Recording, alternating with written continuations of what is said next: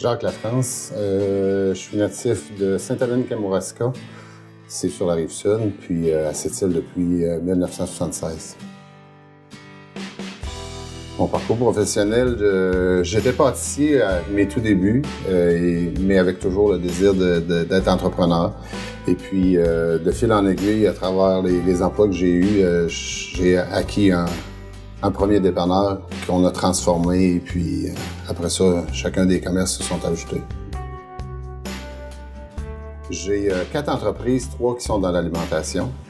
Et puis un café avec salle de conférence pour tous les gens qui veulent donner la formation ou négociation, peu importe.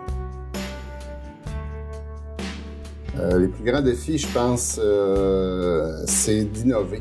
Parce qu'en 2017, aujourd'hui, le statu quo n'a pas vraiment sa place. On est dans un monde qui est en constante évolution. Les gens, leurs besoins changent, leurs intérêts changent, alors il faut comme s'adapter puis voir au-devant si on veut continuer de survivre. Oser, ne pas avoir peur, comme je l'ai dit tout à l'heure, c'est la peur qui nous guide. On n'osera pas, justement, on ne fera pas les choses, puis être excessivement persévérant. L'approvisionnement, puis des fois, de donner le goût de la qualité à nos employés. Ils sont comme ordinaire, ça va être correct. Pourquoi?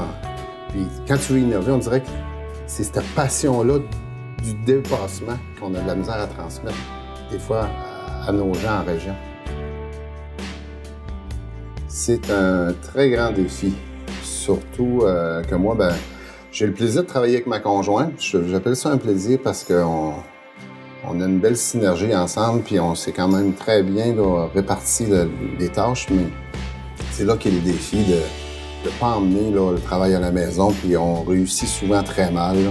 Alors, des fois, les enfants peuvent avoir un discours souvent qui tourne toujours autour de l'entreprise. Alors, des fois, je me dis tout le temps, je trouve impressionnant que ma fille ait le goût de l'entreprise parce que peut-être que des fois, ce qu'on avait l'air de discuter autour de la table, ça pouvait pas toujours être agréable, pas parce que les choses allaient mal, mais parce que c'est plus facile. On est Québécois, on a de la misère On a tendance à voir plus le négatif que le positif des fois, mais c'est le positif qui finit par ressortir quand même.